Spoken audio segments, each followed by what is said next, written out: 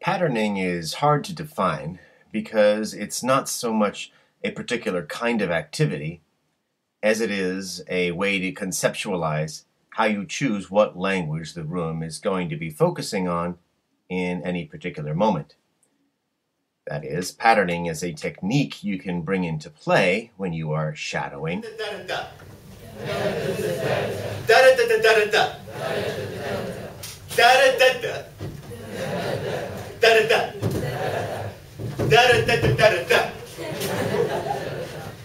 Who is older Tom or George? Say it. running a dictation activity, Funny TV shows make me happy. Write it down. Write it down. or whatever.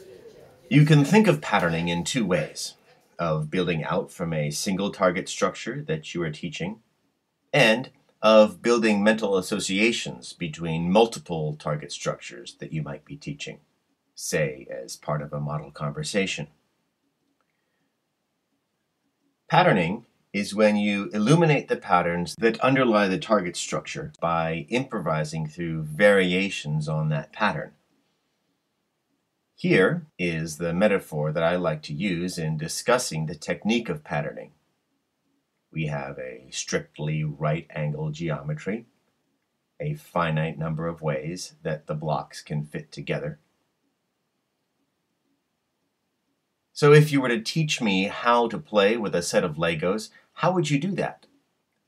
Well, one of the great things about Legos is that there is a point beyond which not much can be learned except by playing with them. I experiment, and ultimately I am able to build castles. Grammar is pretty much the same way. The features of English grammar are not so standardized as the dimensions of a Lego block are.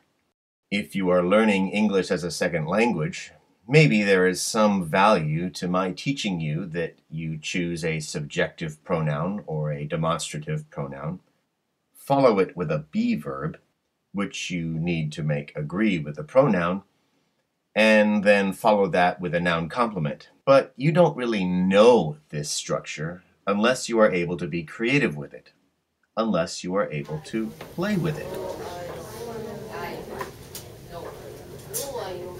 One more time. Are you a bus driver? No, I'm not. Good. Are you a student? No.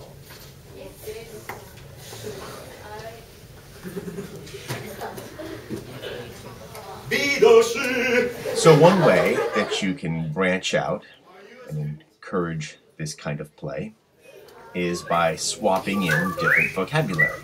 Is this a pen? Okay. Is it a textbook?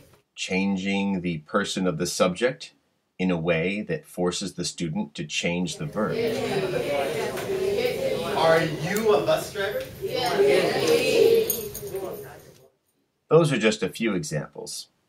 At one point in the class that you see me teaching here, I improvised by jumping to an idiom that was not closely related, grammatically speaking, but which followed logically in a pragmatic sense. I am a student. I am a student. Okay. Do you play sports? Yes. What sport do you play? Soccer.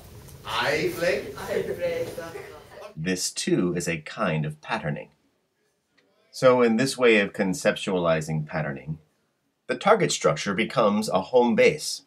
And with patterning, you are trying to see how far you can get the kids to venture away from that home base.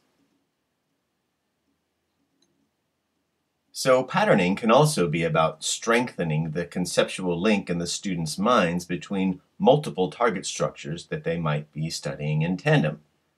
Again, that would be perhaps as part of a model conversation. So here is the model conversation for this lesson. The point of patterning is, in this case, that you don't want the kids simply to memorize each of these lines of dialogue. Patterning is a way to walk the kids through the logic intrinsic to these sentences, not by explicitly teaching that logic, but by exposing that logic through play. A bus driver?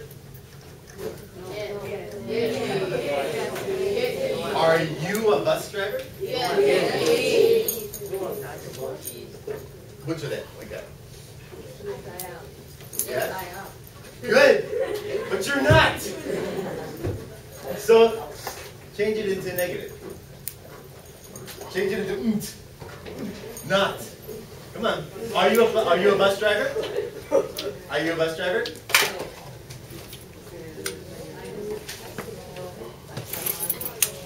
No, I don't. You said yes, I am. So no. No, I don't. One more time. Are you a bus driver? No, I'm not. Good. Are you a student?